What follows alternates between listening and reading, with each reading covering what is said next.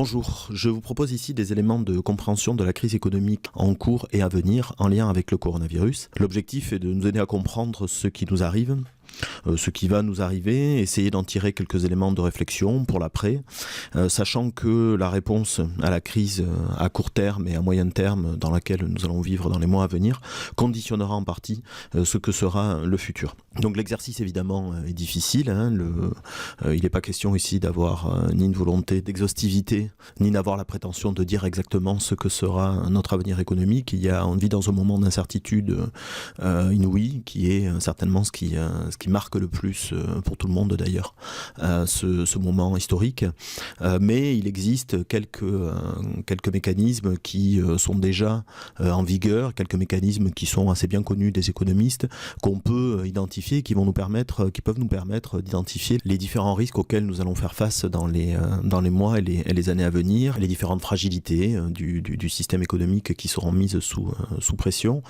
et les possibilités de rupture.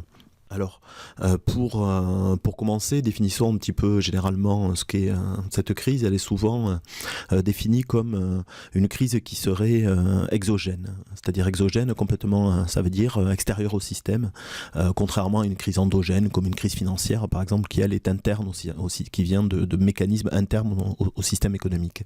Cette crise est exogène ou serait exogène parce que évidemment elle vient d'un virus qui frappe l'économie mondiale. Alors cette idée de l'exogénéité, elle est en partie vraie, mais elle est un peu dangereuse parce que elle revient en fait à rejeter toutes les responsabilités éventuelles que pourrait avoir le système économique actuel dans les dysfonctionnements auxquels on a affaire et dans les difficultés auxquelles on fait face aujourd'hui, en particulier les difficultés économiques, mais également les difficultés sanitaires. Donc je vais essayer ici de renouer un petit peu ces différents liens entre la crise sanitaire à proprement parler et puis les fragilités du système économique, les vulnérabilités extrêmement fortes. J'essaierai de montrer ici ces différents points de vulnérabilité. Commençons par l'arrivée du virus en Chine, donc dans une province chinoise. L'arrivée de ce virus n'est pas complètement en réalité exogène au système économique. De nombreux écologues aujourd'hui, des spécialistes de ces questions, insistent sur le fait que les modifications de ces dernières années, de ces dernières décennies, disons, des milieux naturels liés au développement économique, notamment de la Chine, ont augmenté les risques de passage de ces épidémies à la population humaine. De nombreux animaux sauvages, on a parlé en particulier des chauves-souris, sont des réservoirs de virus, et la déforestation, le changement climatique aussi, tous les changements des milieux naturels qui aboutissent à rapprocher ces populations sauvages des populations humaines, viennent faciliter le passage des virus de ces animaux sauvages aux humains. Et il est donc probable dans les années à venir que nous ayons affaire à de nouvelles maladies de ce type. C'était une alerte qui existait déjà depuis de nombreuses années. De nombreux spécialistes de ces questions-là alertaient en disant que nous aurions un jour ou l'autre affaire à un de ces virus. Donc, toujours est-il que ce virus arrive donc en Chine et que nous allons maintenant nous intéresser plus directement donc aux questions économiques. Alors questions économiques qui sont évidemment liées à des questions sanitaires parce que c'est par ce biais-là que le virus a un impact sur le fonctionnement de l'économie. Par quel biais ? Par les biais du confinement qui a lieu d'abord en Chine. La population chinoise est obligée, une partie en tout cas de la population chinoise est obligée de rester chez elle. Ça paralyse une grande partie de la production et ceci a pour effet de paralyser en partie aussi des chaînes de production dans l'Union européenne. Alors par quel intermédiaire ? Par l'intermédiaire de ce qu'on appelle les chaînes de production mondiales ou chaînes de valeur mondiales qui sont liées au développement de la mondialisation ces dernières décennies, disons depuis les années 90. Pour illustrer ces chaînes de production mondiale, on peut prendre un schéma qui a été produit, une carte qui a été produite il y a quelques années de ça par le Monde diplomatique, et on peut d'ailleurs la trouver en ligne sur leur site. Je vous la recommande pour la regarder un peu plus en détail, avec notamment un détail sur la consommation de matériaux des téléphones portables, et des iPhones en particulier, c'est-à-dire que les journalistes ont reconstitué la fabrication d'un iPhone, c'est-à-dire les différentes étapes de la fabrication, et c'est valable évidemment pour tous les objets numériques, et en particulier celui sur lequel vous regardez cette animation. Eh bien vous voyez, vous avez dans les mains en fait en morceaux, il y a des morceaux des 5 continents, il y a probablement du lithium ou du cuivre chilien, de l'or brésilien, du tantal et de la cassitérite de République démocratique du Congo, du cobalt de Zambie, de l'argent, de la bauxite d'Australie, des terres rares chinoises, ça c'est à peu près certain, ainsi de suite. Comme vous le constatez également, la fabrication des différents éléments de cet appareil est aussi divisée au niveau international. La conception du téléphone, en tout cas de cet iPhone, a été faite en Californie, dans la Silicon Valley, mais par contre la fabrication, vous voyez, alors que les écrans visiblement sont toujours fabriqués aux États-Unis, comme la mémoire ou les contrôleurs d'écran tactile, par contre vous voyez qu'il y a un peu d'éléments fabriqués en Europe, et la plupart sont concentrés en Chine et dans une moindre mesure au Japon. Et surtout, ce qu'on voit, mais qui n'est pas une surprise, c'est que ces appareils sont assemblés dans des usines chinoises. Et puis le gros point vert, là, c'est la France, c'est le lieu de vente. Cet appareil ensuite est vendu en France.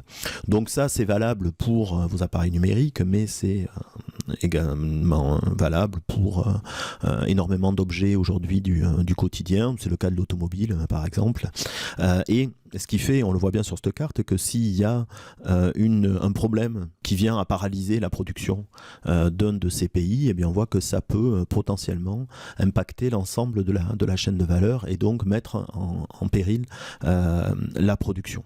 Alors cette mondialisation, on l'a découverte ou redécouverte, disons, au moment donc de l'arrêt de la production en Chine, où on s'est rendu compte qu'il y avait des biens qu'on ne pouvait plus produire du fait de l'arrêt de la production chinoise. Mais on s'en est rendu compte de façon beaucoup plus dramatique plus récemment, en s'apercevant que la France n'avait plus des capacités industrielles permettant de produire des masques. On est en plein dans cette question-là, mais également que sur le point pharmaceutique, des produits de première nécessité pharmaceutique ne sont plus aujourd'hui fabriqués en France ou en Europe. Ce qui crée une dépendance très forte, et donc également une fragilité très forte de nos économies et de nos sociétés en cas de paralysie de l'économie mondiale. Alors c'est intéressant parce que cette question de la souveraineté économique liée au libre-échange des produits a été soulevée dès le début en fait de la réflexion sur ces questions-là. Le premier penseur économique qu'on considère parfois comme étant le premier économiste, Adam Smith, avait déjà une réflexion sur cette question de souveraineté économique. C'était également le premier économiste, et donc il a écrit son livre de référence La richesse des nations en 1776. C'est un économiste écossais. Et c'est le premier à avoir expliqué que les États les nations avaient intérêt à commercer les unes avec les autres, et qu'on pouvait gagner à abandonner une production à partir du moment où un voisin, une nation voisine produisait ce bien à un coût inférieur. L'idée étant qu'il valait mieux les laisser faire aux autres ce dans quoi ils étaient plus efficaces que nous. C'est un argument finalement qui peut apparaître parfois, qui peut être présenté en tout cas comme un argument de bon sens. C'est l'histoire du boulanger et du plombier.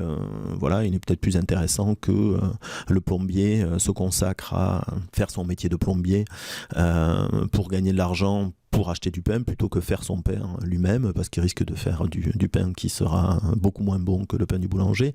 Et à l'inverse, le boulanger, quand il a un chauffe-eau à poser, a tout intérêt à faire un appel au plombier plutôt que de le faire lui-même. Bon, ces idées amenant à la libéralisation du commerce international sont appuyées un peu sur cette idée-là, qu'il vaut mieux faire aux autres ceux qui savent mieux faire que nous, mais surtout ceux qui savent faire à des coûts inférieurs, puisque c'est quand même un des moteurs principaux de la spécialisation internationale. Adam Smith a été un des premiers à théoriser ça, mais ce qui est intéressant à voir dans La richesse des nations, c'est que il met quelques bémols sur cette idée en soulevant la question déjà de la souveraineté nationale, notamment autour de lui, il parle de biens liés à la défense en disant il ne faut pas qu'un pays abandonne la production de biens qui sont essentiels à sa défense nationale. Alors c'est intéressant parce que cet argument de la souveraineté économique qu'on redécouvre aujourd'hui, il a été également au cœur beaucoup plus récemment, des contestations de la mondialisation dans les années 90 et au début des années 2000 par le mouvement altermondialiste.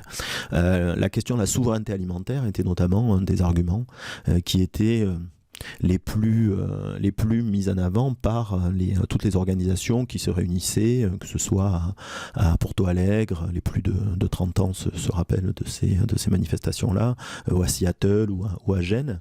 La question de la souveraineté alimentaire donc était mise au cœur des revendications par des organisations comme Via Campesina, qui est une organisation de paysans au niveau international, mais relayée par des organisations nationales comme Attac en France, avec l'idée que sur des biens aussi fondamentaux que l'alimentation, mais on pourrait intégrer la pharmacie à l'intérieur, les États ne devaient pas abandonner leur souveraineté parce qu'ils risquaient de se trouver dans des difficultés extrêmement fortes s'ils n'avaient plus accès à la consommation de ces biens sur les marchés internationaux. L'exemple typique était ceux des pays africains que la Banque mondiale, prenons le Mali par exemple, qui est producteur de coton, qui produit du coton. Il y a eu tout un discours, et encore aujourd'hui, qui visait à dire aux Maliens, mais arrêtez de produire vos biens de subsistance, produisez du coton, vendez du coton, et à partir de ça, vous achèterez du riz, vous achèterez des biens qui vous permettront de manger, mais ce dans quoi vous êtes efficace, c'est le coton, donc faites le coton. Les céréales, il y en a qui savent bien mieux les faire que vous, et à des prix inférieurs. Le problème étant que, évidemment, si pour une raison X ou Y, le marché du coton s'effondrait, ou qu'on n'achetait plus le coton malien, ou qu'il y avait une difficulté de production sur le coton malien, eh bien, ce pays se trouvait dans l'impossibilité d'acheter des biens de subsistance. Donc, cet argument a été très fortement développé, beaucoup pour les pays du Sud, pays africains, pays du Sud asiatique, d'Amérique du Sud également, qu'on a forcé, que les organisations internationales, comme l'OMC, la Banque mondiale ou le FMI, ont forcé à se spécialiser et à abandonner comme ça des domaines de souveraineté. Donc ça a été un argument qui est extrêmement important à ce moment-là et qui au final était ignoré par les décideurs, qu'ils soient nationaux ou internationaux, et on a poursuivi depuis les années 90 l'ouverture commerciale. Encore ces dernières années, l'Union européenne a signé de nombreux accords commerciaux avec le Canada récemment notamment. La France, à l'intérieur de ce processus-là, a été un pays qui n'a cessé d'être porteur de ces différents traités d'ouverture commerciale. Et donc voilà, tous ces décideurs ont traité avec beaucoup de mépris pendant des années ces arguments de souveraineté économique qu'on redécouvre donc aujourd'hui, et sur quelque chose donc comme la pharmacie.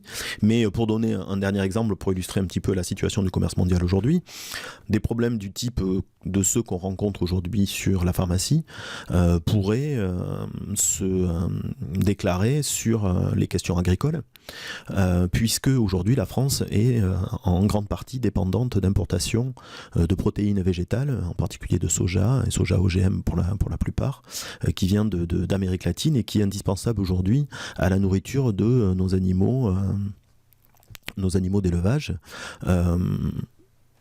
des études que j'avais lues il y a maintenant peut-être un petit peu de temps, mais on doit être toujours dans ces ordres de grandeur, disait que 80% à peu près des animaux d'élevage français étaient alimentés par ce soja.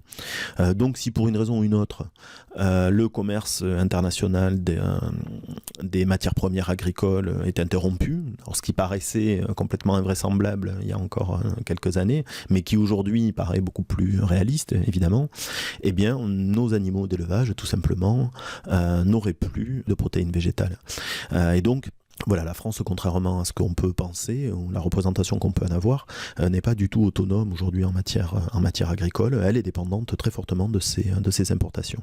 Alors évidemment, cette crise du coronavirus risque de remettre en question, et on pourrait dire même devrait remettre en question, ces chaînes de valeur mondialisées.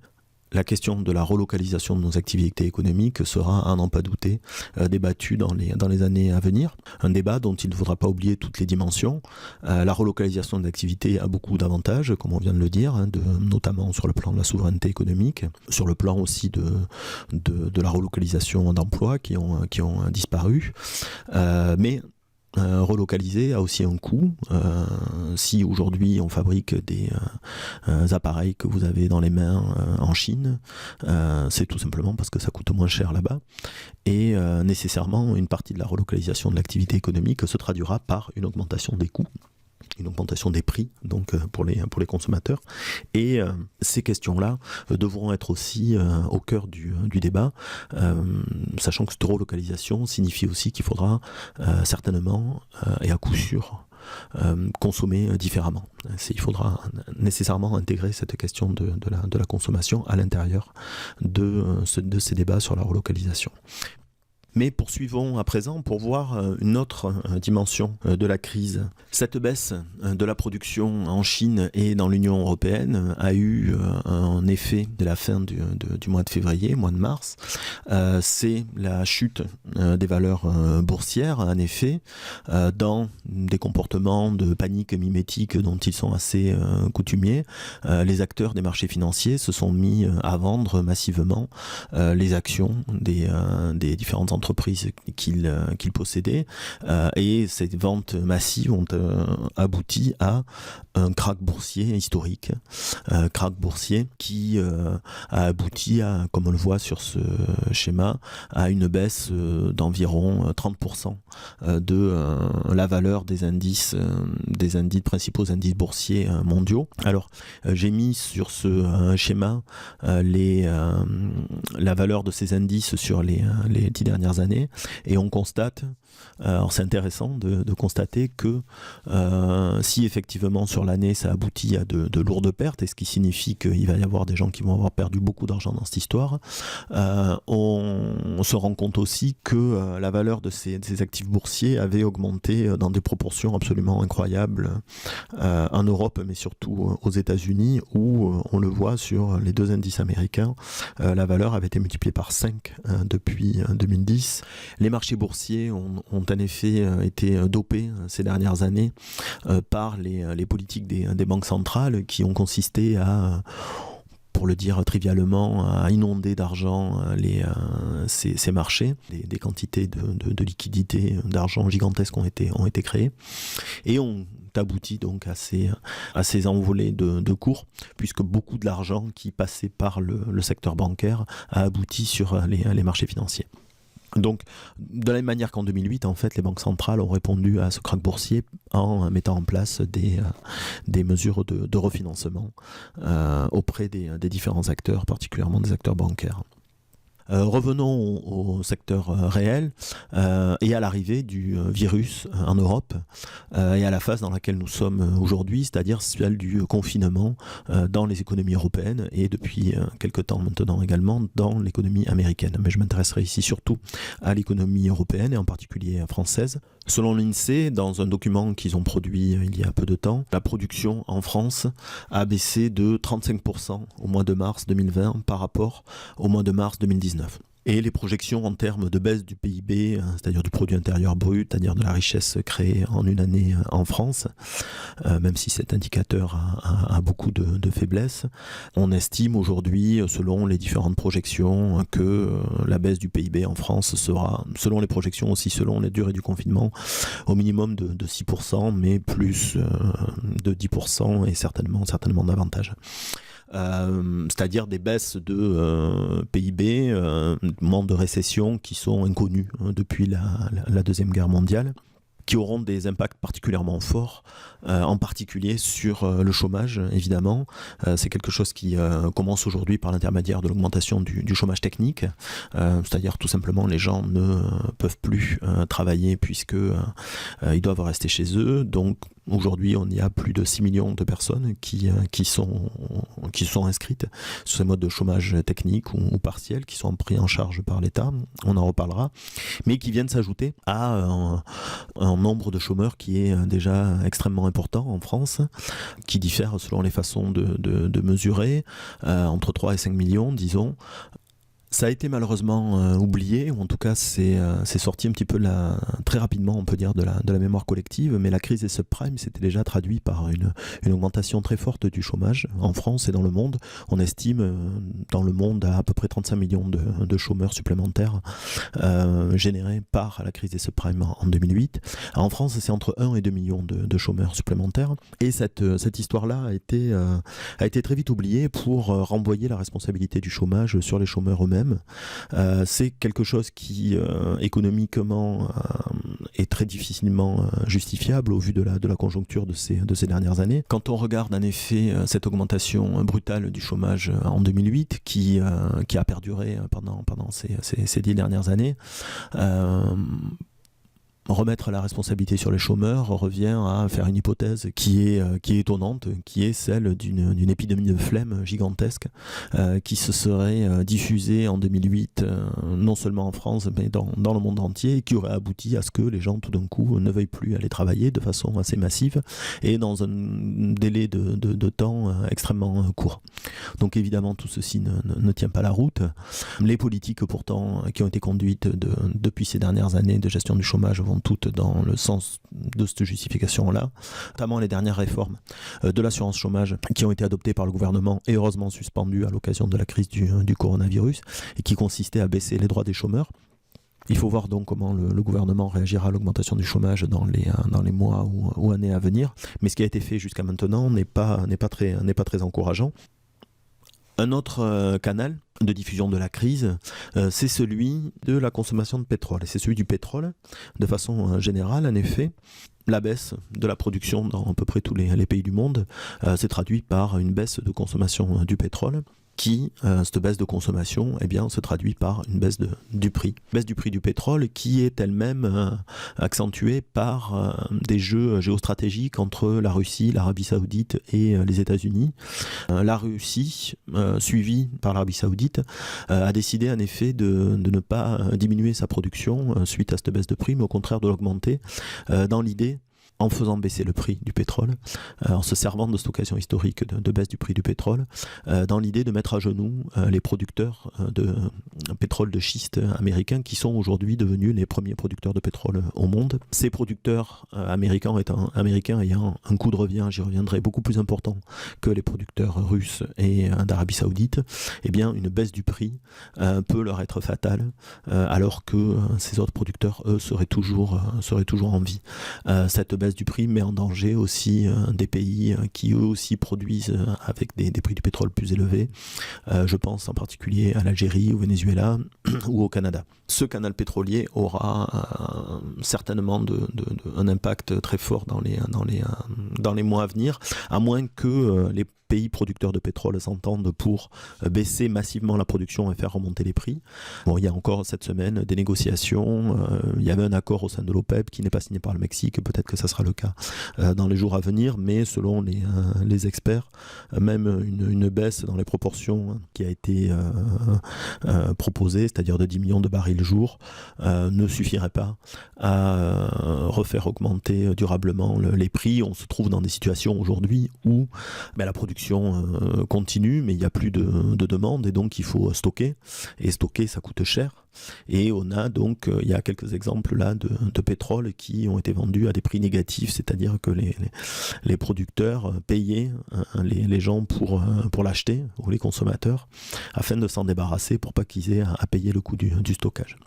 Donc on a un marché du pétrole là qui est très très lourdement perturbé et compte tenu de notre très forte interdépendance, l'interdépendance de nos économies avec les marchés pétroliers, avec plus généralement cette ressource qui est au cœur des économies carbonées dans lesquelles nous vivons, ce krach pétrolier aura nécessairement un impact.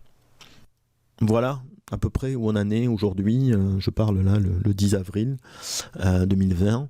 À partir de maintenant, ce que je dirais là est de l'ordre de la prévision, de la prospective et évidemment sujet à erreur.